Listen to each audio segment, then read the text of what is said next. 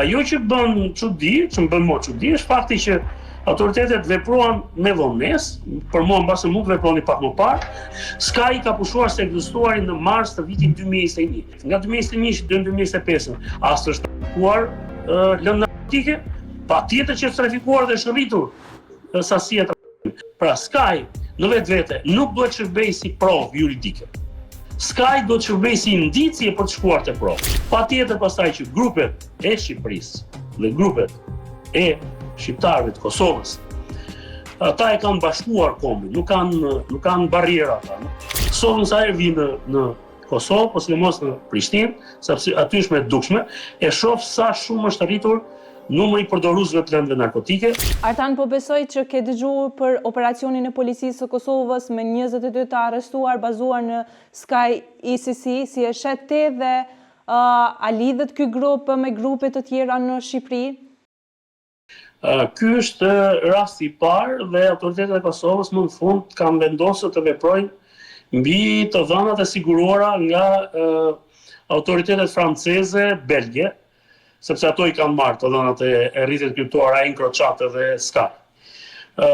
Shqipëria ka kthyer në praktik të gjë, pra pjesa dërmuese e grupeve në Shqipëri tashmë janë nën akuzë apo janë në gjykim pikërisht me të dhënat e siguruara nga rrjetet e kryptuara Encrochat dhe Sky.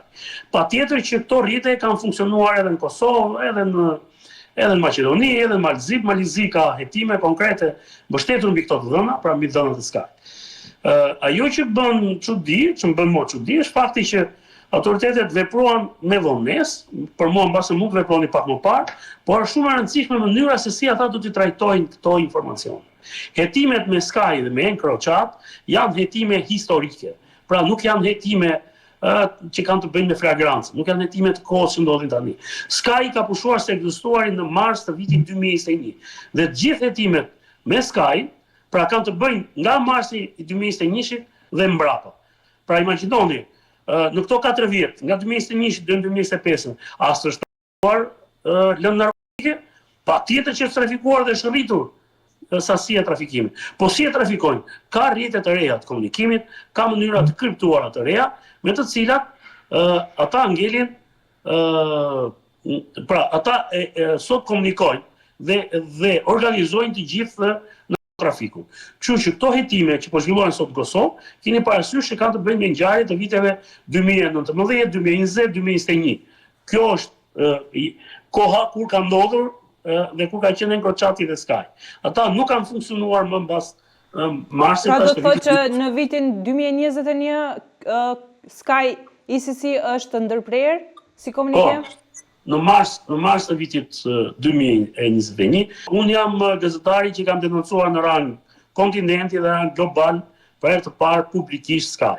Kam dhënë një intervistë për mediumin britanik Daily Express, ka qenë një histori gati 2 faqe e publikuar në këtë gazet në vitin 2020, pra e kam publikuar një vit para se ai të goditej, sepse unë dija si funksiononte ky sistem dhe dija që pse përdoret.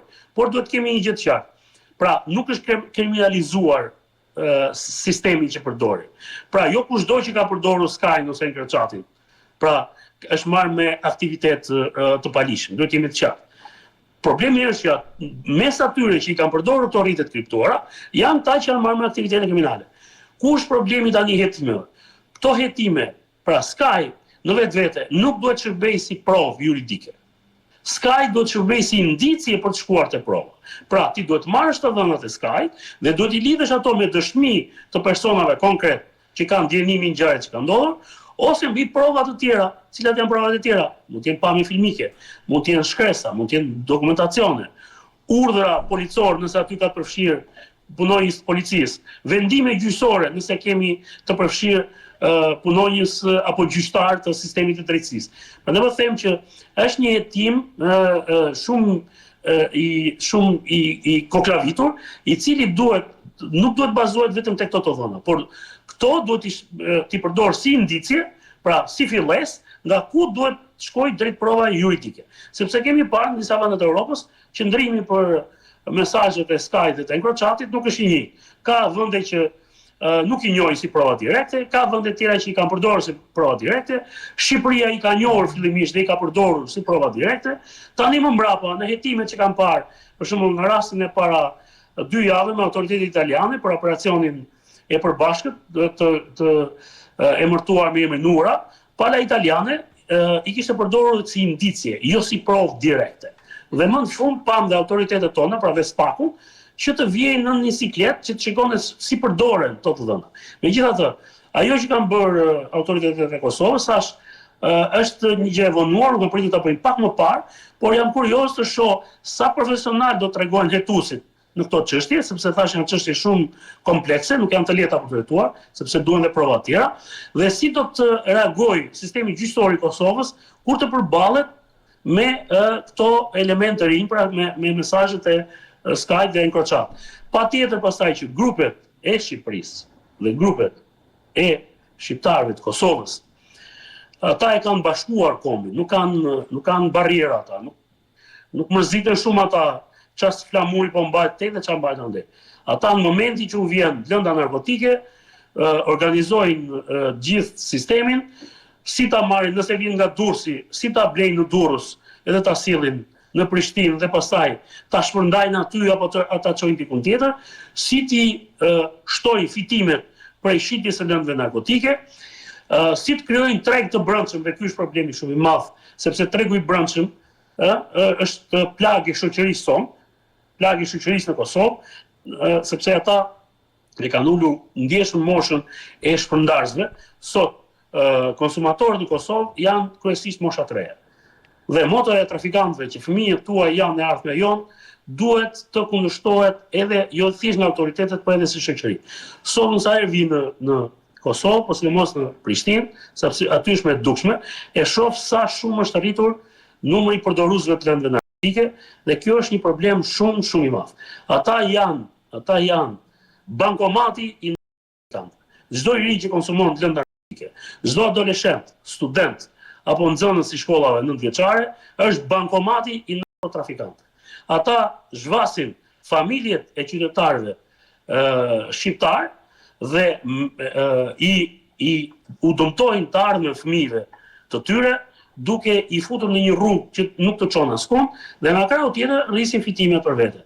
Nuk është hera e parë që janë vërejtur bashkëpunimet të organizatave shqiptare dhe të shqiptarëve të Shqipërisë dhe shqiptarëve të Kosovës. Kam pritur që SPAK dhe Prokuroria e Kosovës duhet kishte një bashkëpunim shumë të madh me njëri tjetrin, pra duhet kishte një bashkëpunim në nivelin që kanë trafikantët e dy vendeve.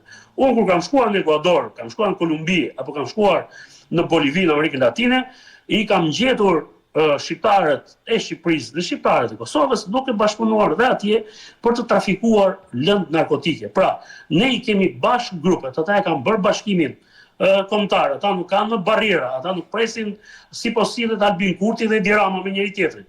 Ata kanë të tjera synime dhe për fat keq ata janë duke e dalë.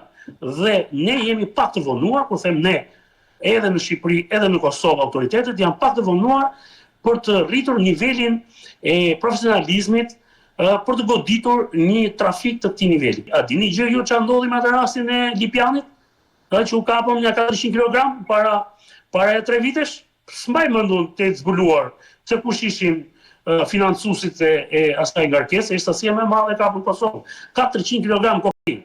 400 kg kokainë, imagjinoni sa është vlera që do të fitonin trafikantët aty, dhe ajo nuk është që do shitej në Kosovë, se Kosova nuk ka treg për të përballuar 400 kg kokainë.